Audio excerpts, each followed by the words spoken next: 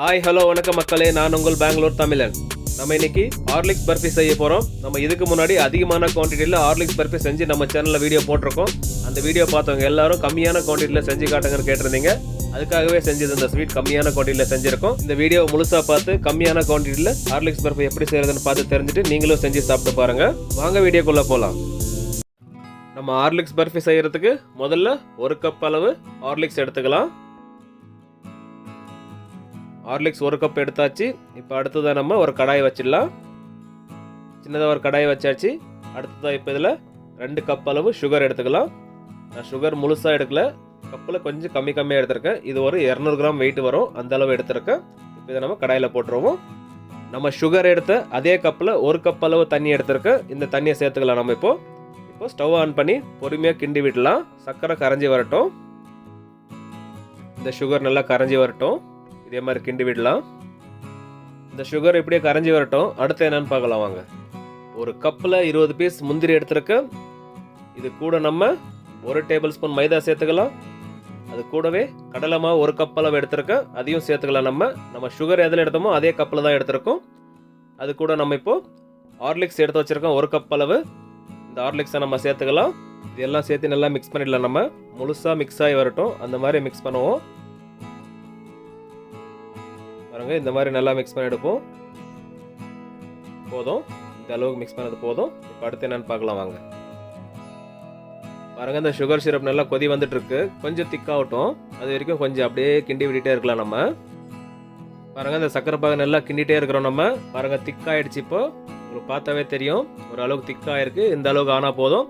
இப்போ நம்ம ரெடி பண்ணி வச்ச முந்திரி, மைதா, கடலை மாவு, ஹார்லிக்ஸ் இதெல்லாம் சேர்த்து மிக்ஸ் பண்ணி வச்சிருக்கோம். இப்போ இதை நம்ம இந்த சுகர் சிரப்பில் சேர்த்து கிண்ட ஆரம்பிக்கலாம். இதை விடாமல் இதே மாதிரி கிண்டிகிட்டே இருக்கலாம். நம்ம இந்த ஸ்வீட் செய்கிறப்போ ஹீட் கம்மியாக இருக்கணும். லோ ஃப்ளேம் இல்லை மீடியம் ஃப்ளேமில் தான் வச்சு செய்யணும். நீங்கள் பார்த்து பொறுமையாக செய்யுங்க. இப்போ இந்த ஹார்லிக்ஸ் பர்ஃபி கெட்டியாகி வந்துட்டு இருக்கு கொஞ்சம். இந்த சமயத்தில் நம்ம ஆயில் சேர்த்துக்கலாம். பாருங்கள், நான் 1 கப் அளவு ஆயில் எடுத்துருக்கேன்.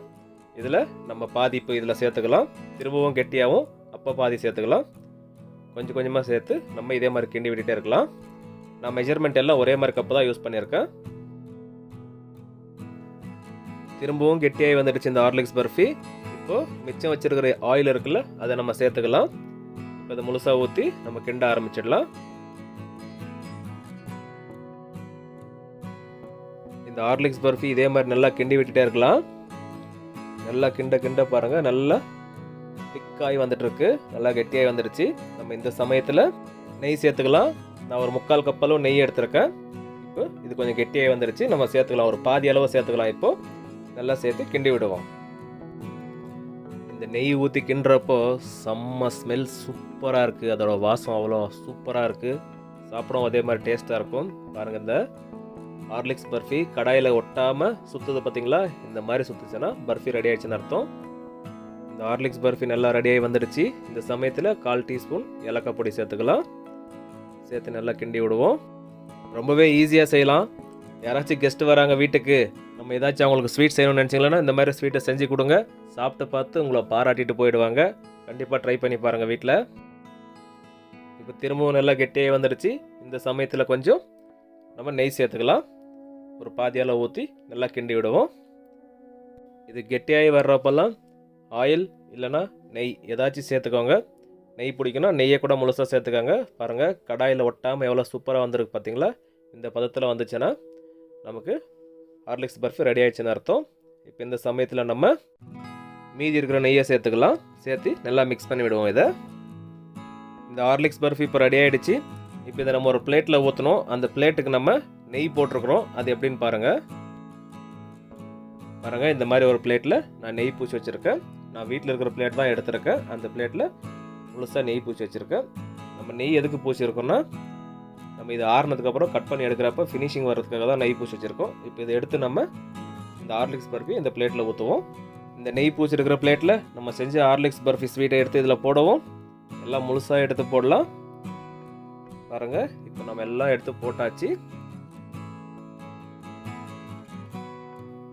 இப்போ இதை நல்லா எல்லா பக்கம் ஸ்ப்ரெட் ஆகிற மாதிரி முழுசாக பரப்பி விடுவோம். ஏன்னா ஒரே மாதிரி ஷேப் வேணும் நம்மளுக்கு. அதனால் ஃபினிஷிங் வர்றதுக்காக இது மாதிரி பண்ணி விடுவோம். மேலே இந்த மாதிரி ஃபினிஷிங் கொடுத்துருங்க. நான் வந்து ரவுண்ட் பிளேட் எடுத்திருக்கேன். உங்கள் வீட்டில் ஸ்கொயர் பிளேட் இருக்குன்னா அந்த மாதிரி ஸ்கொயர் பிளேட்டில் போடுங்க, இன்னும் சூப்பராக வரும். இப்போ பிஸ்தா பாதாம் கட் பண்ணி வச்சுருக்கேன். இது மேலே அப்படியே தூவி விட்டுடலாம். மலை சாரல் போல் இந்த மாதிரி தூவி விட்டுருவோம். இந்த மாதிரி நம்ம சூட்லேயே போட்ட மாதிரி தான் க்ளீனாக பிடிக்கும். அது மேலே இந்த மாதிரி முழுசாக நம்ம போட்டுட்டு ஒரு ஸ்பூன் எடுத்துகிட்டு இந்த மாதிரி லைட்டாக பொறுமையாக ப்ரெஸ் பண்ணி விடுவோம். இந்த மாதிரி ப்ரெஸ் பண்ணி விட்டோம்னா அந்த சூட்லேயே போட்டதுனால அது அந்த பிஸ்தா பாதாமெல்லாம் நல்லா பிடிச்சிரும். கீழே விழாமல் நல்லா உள்ளே ப்ரெஸ் ஆகி உட்காந்துருக்கும். இது இப்படியே ஆறட்டும். ஒரு 2 மணி நேரத்துக்கு நல்லா சில்லுன்னு ஆறி வரட்டும். அப்புறம் நம்ம கட் பண்ணி பார்த்துருவோம். இப்போ இந்த ஹார்லிக்ஸ் பர்ஃபி 2 மணி நேரமாக நல்லா சில்லுன்னு ஆறிடுச்சு. பாருங்கள், தொட்டு பார்த்தா நல்லா சில்லுன்னு ஆறி இருக்குது. இப்போ நம்ம இதை கட் பண்ண போயிடலாம். உங்களுக்கு எந்த ஷேப்பில் வேணுமோ அந்த ஷேப்பில் கட் பண்ணிக்கோங்க. நான் லாஸ்ட் டைம் வந்து ஸ்கொயராக கட் பண்ணியிருக்கேன். இந்த டைம் நான் டைமண்ட் ஷேப்பில் கட் பண்ண போகிறேன். ஏன்னா நான் ரவுண்ட் பிளேட்டில் போட்டேன். எனக்கு ஸ்கொயராக கட் பண்ணால் நிறையா பீஸ் வேஸ்ட் ஆகும், சின்ன சின்ன பீஸ் ஆகிடும். அதனால் நான் டைமண்ட் ஷேப்பில் கட் பண்ணி அதை சரி பண்ண போகிறேன். ஸ்ட்ரைட் லைன்ஸ் கட் பண்ணியாச்சு.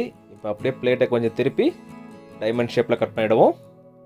இந்த மாதிரி வச்சு பிடிச்சி டைமண்ட் ஷேப் வர்ற ஷேப்பில் நம்ம கட் பண்ணி எடுப்போம். இந்த மாதிரி கட் பண்ணி எடுத்துரும் எல்லாத்தையும். நம்ம பாருங்கள், டைமண்ட் ஷேப்பில் கட் ஆகி வந்துட்டுருக்கு.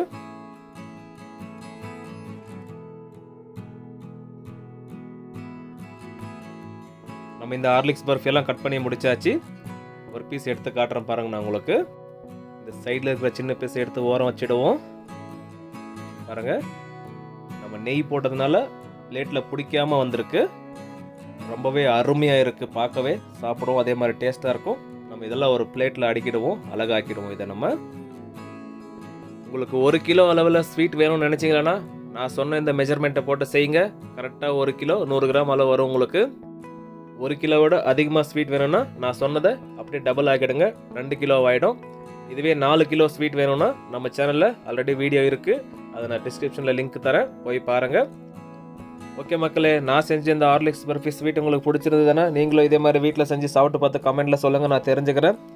நம்ம சேனலை சப்ஸ்கிரைப் பண்ணாமல் பார்த்துருந்தீங்களா சப்ஸ்கிரைப் பண்ணுங்கள், லைக் பண்ணுங்கள், ஷேர் பண்ணுங்கள், கமெண்ட் பண்ணுங்கள். பெல் ஐக்கானை கிளிக் பண்ணிவிட்டு ஆல் என்ற பட்டனை கிளிக் பண்ணிவிடுங்க. அப்போ தான் நாங்கள் போடுற வீடியோ உடனுக்குடனே நோட்டிஃபிகேஷனாக வரும் உங்களுக்கு. மேலும் மேலும் சப்போர்ட் பண்ணிட்டு வாங்க. மீண்டும் அடுத்த வீடியோவில் சந்திப்போம். பாய்.